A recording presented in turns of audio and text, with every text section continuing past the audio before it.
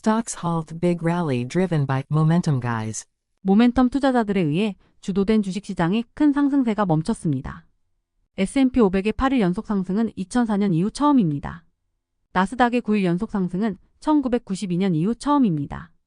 기록적인 최고치에 근접한 맹렬한 랠리 이후에도 상승을 이루는데 어려움을 겪었습니다.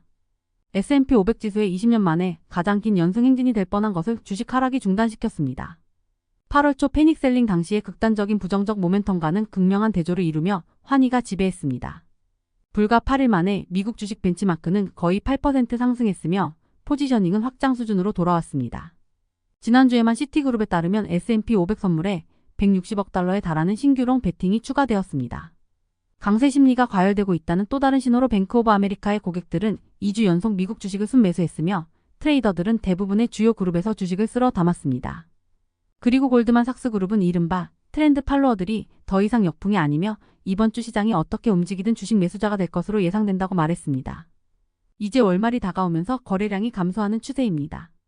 이에 따라 움직임이 과장되고 있으며 최근 랠리가 그 과장의 증거라고 생각합니다.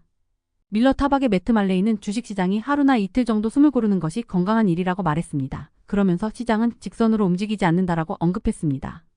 S&P 500 지수는 5,600선 근처에서 맴돌았습니다.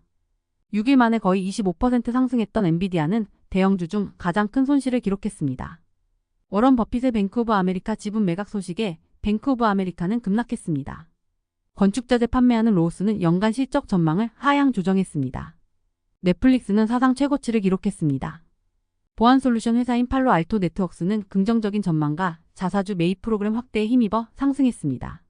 미국 국채 10년물 수익률은 5베이시스 포인트 하락한 3.82%를 기록했습니다. 캐나다의 인플레이션이 둔화되면서 캐나다 달러는 대부분의 주요 통화 대비 약세를 보이며 금리 인하 베팅을 강화했습니다. 석유는 가자지구 전쟁의 휴전 협상 진행 상황을 주시하는 트레이더들로 인해 안정세를 보였습니다.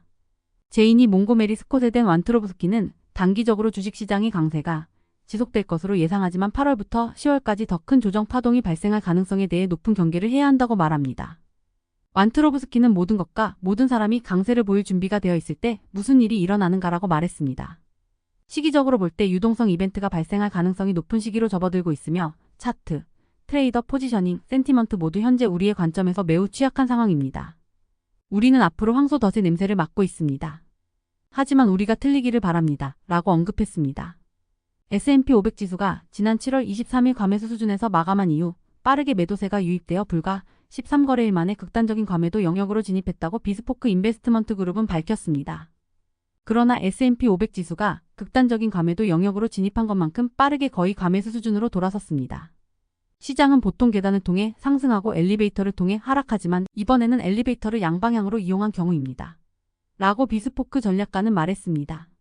제2차 세계대전 이후 S&P 500 지수가 과매도 수준에서 극단적인 과매도 수준으로 하락한 후 5주 이내에 다시 과매수 수준으로 돌아온 경우는 10차례에 불과합니다. S&P 500의 긍정적인 수익률 일관성은 보통 때보다 약간 더 좋았지만 역사적 평균 대비 수익률의 크기는 혼합되어 있다고 비스포크는 언급했습니다. 1개월, 3개월, 6개월 평균 수익률은 장기 평균보다 소폭 높았지만 1년 평균 수익률은 전후 평균보다 크게 낮았습니다. 주식이 지난 한 달 동안 숨막히는 움직임을 경험했지만 반등의 신속성에 대해 너무 많은 긍정과 부정의 의미를 부여하려는 것에 주의해야 합니다. 라고 전략가들은 결론지었습니다. 모멘텀 트레이더와 기업의 자사주 매입 급증이 앞으로 4주간 미국 주식 랠리를 견인할 것이라고 골드만삭스 그룹의 스콧루 버너가 월요일자 노트에서 밝혔습니다. 6월 말 서머 랠리에 대한 정확한 예측과 7월 4일 이후 미국 주식에 대한 보유를 줄이라는 조언을 했던 루 버너는 현재의 포지셔닝과 자금 흐름을 감안할 때 매도자가 총알이 떨어진 상황에서 순풍으로 작용할 것이라며 전술적 강세로 돌아섰습니다.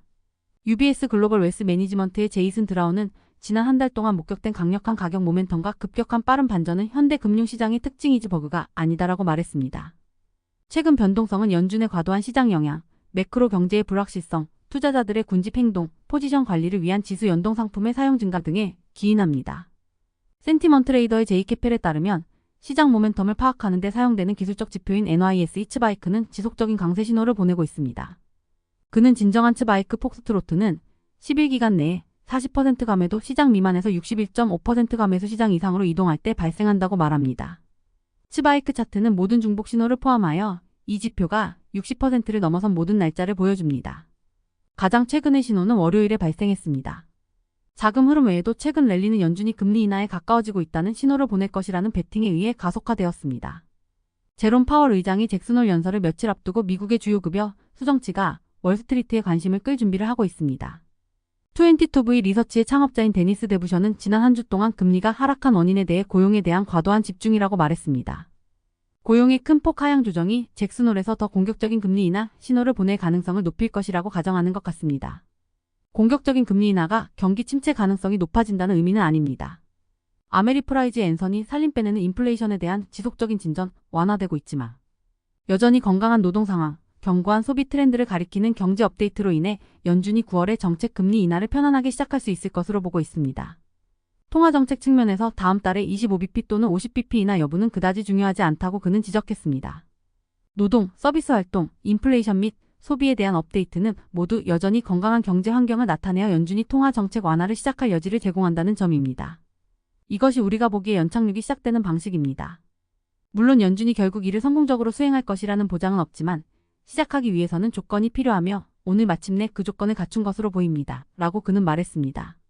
결국 월가는 상승세 유지할 것을 예상하나 향후 2-3개월간의 큰 변동에 준비하라고 하네요. 다음 주 엔비디아 실적 발표와 10월 10일 테슬라 로보택시 이벤트 주목하시죠.